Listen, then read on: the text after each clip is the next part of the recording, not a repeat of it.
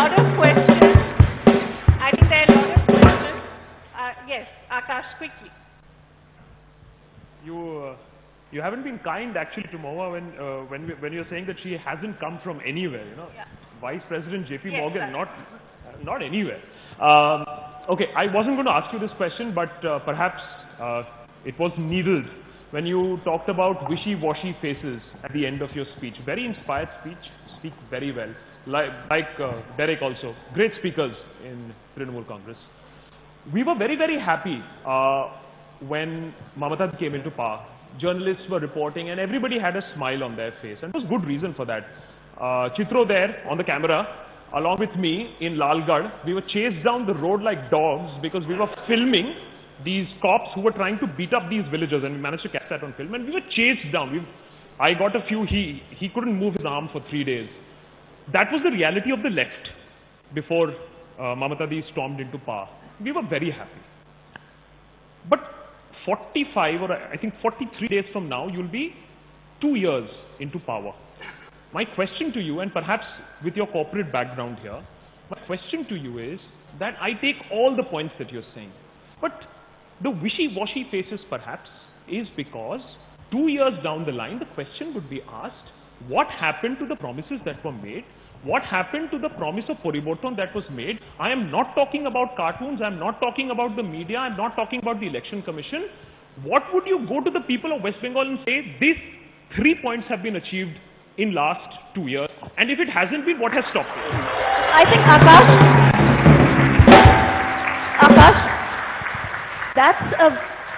I think you have articulated something which perhaps everyone thinks, which is playing in everyone's heart. And when I said wishy-washy, what I mean is apathetic, right? And apathy only comes in when A, you're not bothered, and I don't think any of you are not bothered, otherwise you wouldn't be sit here, or you think, nothing's going to happen anyway, so why should I bother, right? It's one of that. So I think your questions are very fair. Let me try and answer this. And I'm not going to say that I'm answering this outside of my political garb. I mean, I am. But let's be fair, I've come into this not for any ulterior motive. I've come into this because I want to be part of a Bengal, a changed Bengal, right? I don't want my children to grow up in a Bengal that we grew up in. That's the reason I'm here, to be fair, right? So, and when you look at Poriborton and you look at where the Trinamool Congress came from, and I'll say this about Mr. Mishra, I said for Prasenjit, I wanted to respond. For Mr. Mishra, I don't know about the part about the temporary party, but all I can say is he's carried on with the permanent legacy of the Congresses of being irrelevant, right? I think points as well as the history of the figures, the facts, the sticking to the agenda, everything. So I think I'll give that a miss. But question that you raised, when you come in after 34 years, I think you've got to see everybody, I mean, I think I'm going to stand up to say this actually, right? Because everyone's thinking about is that, okay, we've had 34 years of complete stagnation, or 15 years of complete stagnation. No roads, basic health, sanitation, infrastructure, nothing. This is going to change, right? People and all of us, we have been brought up on this instant karma kind of thing. We want it now, we want it right here, right? So when you've got to understand one thing. When you come in with a mandate like that, yes, people have told you we are voting you in, but what is the basic mandate that you have come in? I think the basic thing that you have come in is not for you and I in urban Bengal to decide. Like exactly what you said, if you go to a villager today in Nondigram or in Lalgarh and say, is anyone chasing you like a dog down the road? The answer is going to be no. And that is the Poriborton. You've got to understand, we're asking the wrong question. I don't think sitting in ward number 74 in Alipur in Calcutta that I'm even qualified to ask that question what Poriborton is. It didn't matter to a certain section of us, it didn't matter who was in power. We still went to school, we still had enough to eat, we still, went on holiday. A lot of us, everyday life for the upper and middle classes didn't matter so much in urban areas. Has Poriborton happened in rural Bengal, which is what I think Mahua came on the back of? Yes, it has. And the very fact that they're being able to breathe freely, the very fact that there's not political cadre sitting there telling them when they should go to the bathroom, what they should eat, how they should vote, matters. And that is the Poriborton. That's not something you and I sitting here can answer. You need to go out to see that. So I think that's the biggest Poriborton, right? The second thing is that when you come in at the back of such stagnation and you've come into a completely bankrupt state, and we've got to understand the importance of this. I come from a background in finance, and let me tell you this. I mean, if you don't have any ways to match revenue with what you're spending, there's nothing you can do. I mean, think about it. We didn't inherit this. The Congress, the left was in coalition with the Congress. The Congress central government let the left rack up this huge debt burden. We've come into this situation where we've got this huge debt burden that we had nothing to do with. We could default on interest payments. We're not doing that. We are keeping up with interest payments. We're saying, give us a moratorium, give us a moratorium, give us a moratorium, but the Congress plays this carrot and stick politics. They play this carrot and stick politics all the time. They're not giving us a moratorium on the debt. We are having to spend everything of what we are getting in towards paying interest payments because we're trying to do the right thing and not default on our debt. So when you're faced with a bankrupt state, right, and you do not want to, then where else can you raise money from? From excise and customs, and how far can that raise? So if you don't want to raise taxes and burden the poor, what do you do? So you've got to see the handicaps with which this government is trying to function, and based on that, yes, we have lessons to learn. Of course we have lessons to learn. Who doesn't have lessons to learn? Right? But we've come on the back of a very, very long and very hard struggle, and have we been true to the basic principles of the struggle since we've come to power, which is allowing a free functioning democracy to function in Bengal, free of terror and free of violence? Yes, 100 times yes. And that's the basic question that you need to ask yourself. Do we need to make improvements going forward? Of course, every government needs to make improvements going forward. And are we answerable to the electorate? Of course we are. But is the path of development in Bengal Trinamool Congress's burden alone? Not at all.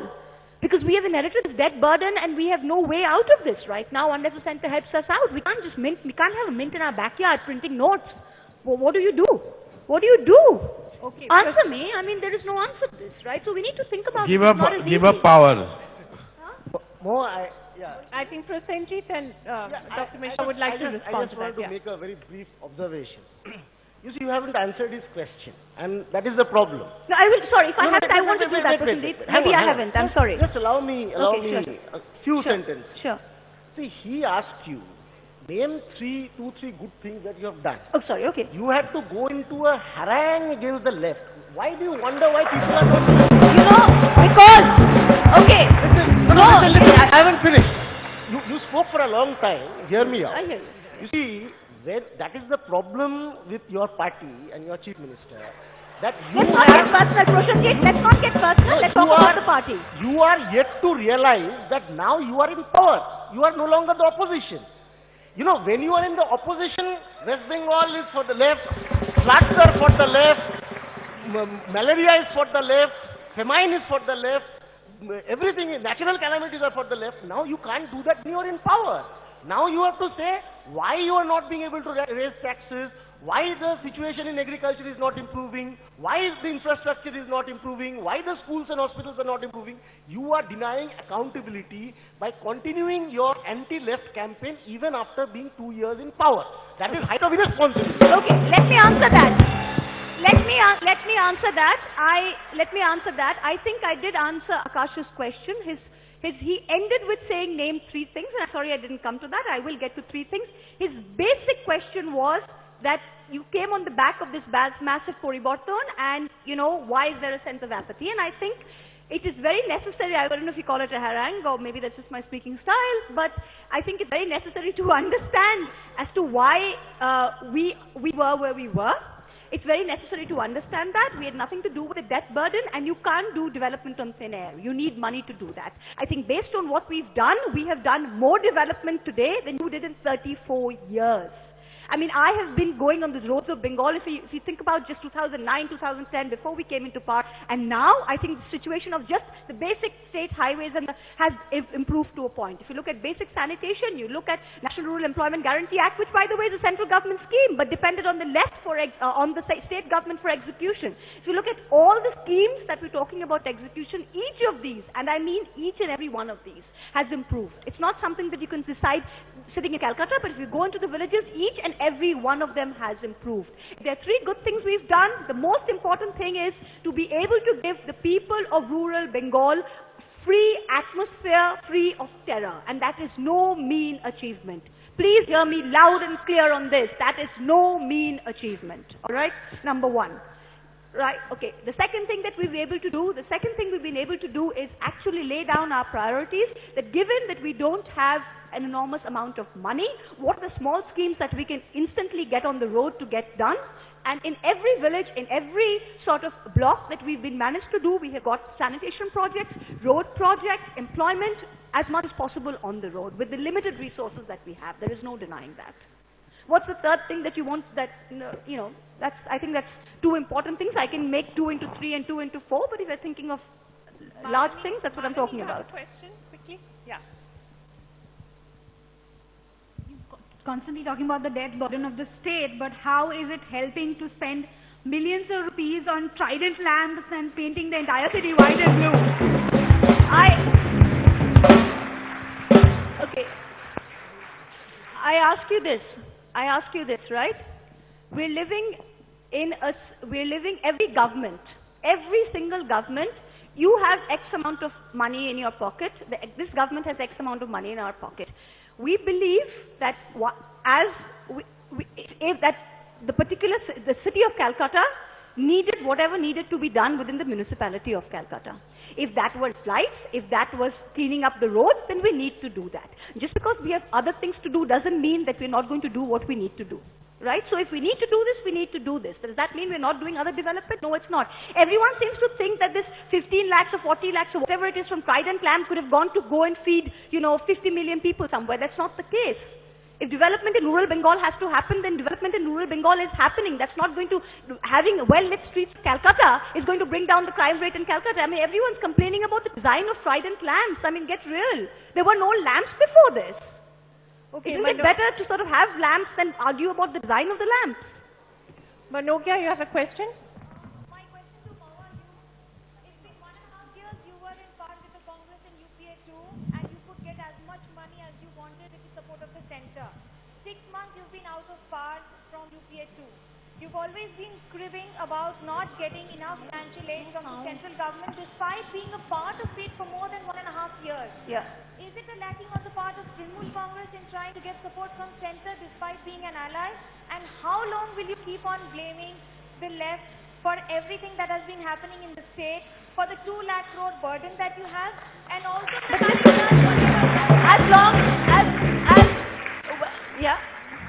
and for the additional burden that is being added to it by the doors and the loads of largesse that you're opening out before the panchayat polls for the vote bank. Okay.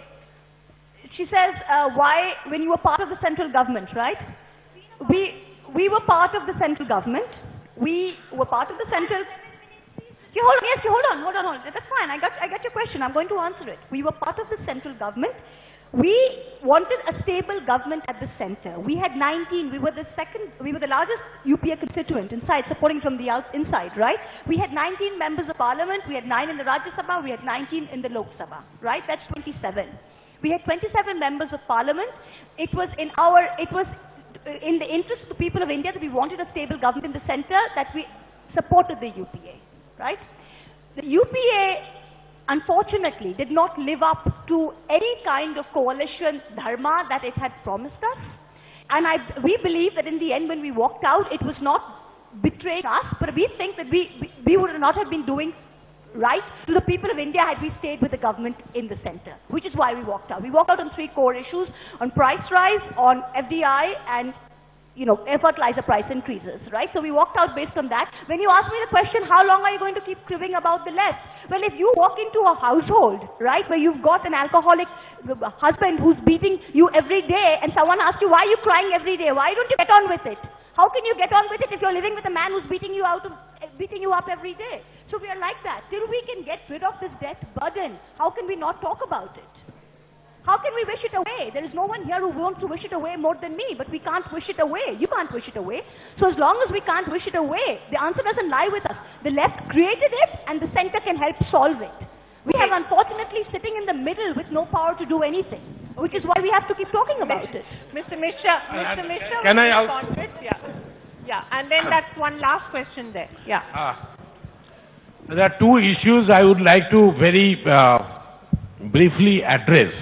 One is in regard to what Miss Mahua Moitra was saying, that why they got out of the UPA government, it was not stable. In fact, they got out so that it becomes unstable and so that there is a fresh election. They completely forget that Trinamool Congress had only one seat, 2004 election. With the Congress support, this one was converted into 19. They joined the UPA government and then they continue to be there, and then when the government is in trouble, they leave the government. Kindly let me complete it. So therefore you left the government, now the DMK has left the government, tomorrow Samajwadi Party might leave the government, fine. Point is that if there is no majority in the parliament, government would not survive the re-election.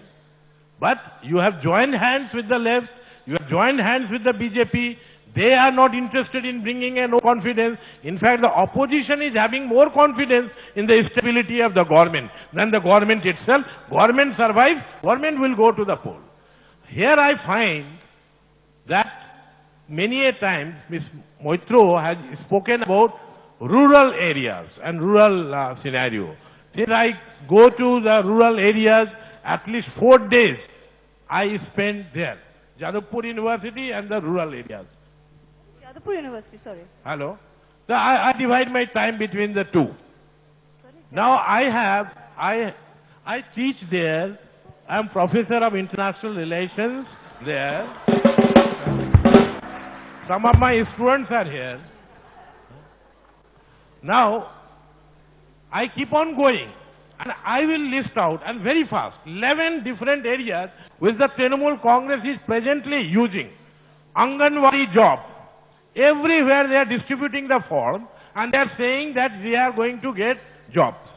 Then the 5,000 in every district police constable who are going to be appointed for 141 rupees, 14 days a month. Everyone is being given that form. Then those who are willing to contest the election on behalf of the Congress and also other political parties, they are being given 20,000 rupees to withdraw from the election. Then the SC, ST, OBC certificate.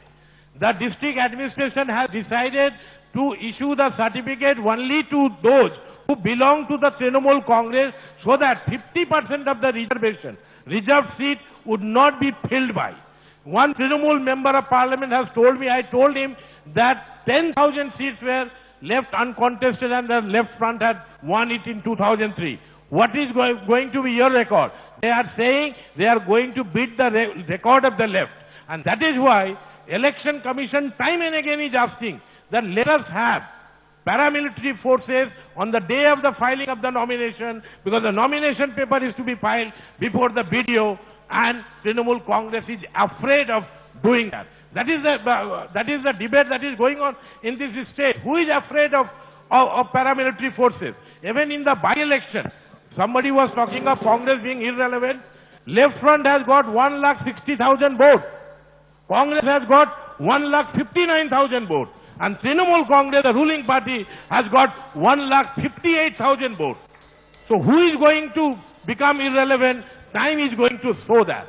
And so therefore, just to keep on saying, using the name of the Congress, taking the advantage of being part of the UPA government, and then following the CPIM practices, I have listed for the people who are interested, they can come and join me on my Facebook.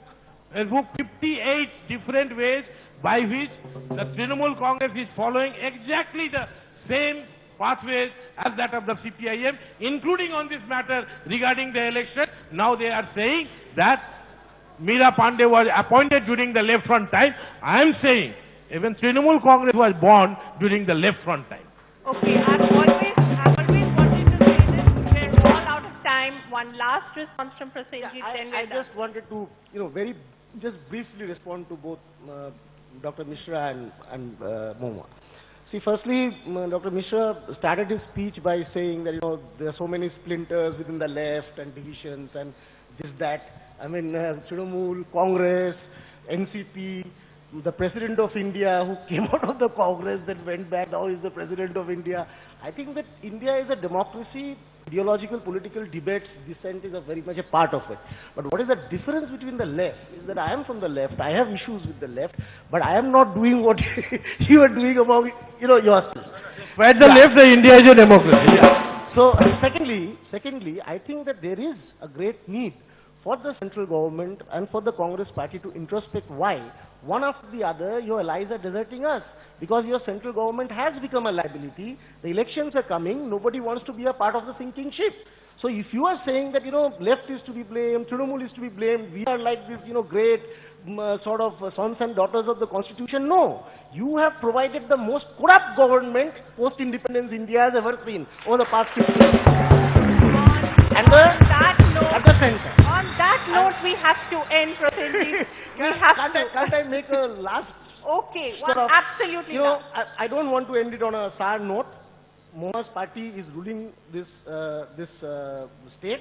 I just want to say that I think self-critically, the left started making excuses at least after 20 years. You have started making excuses of doing nothing within 2 years. Thank you all, three of you. Thank you very much. I think we had a fantastic discussion. I think we need to do more of this. Maybe, yeah, you can...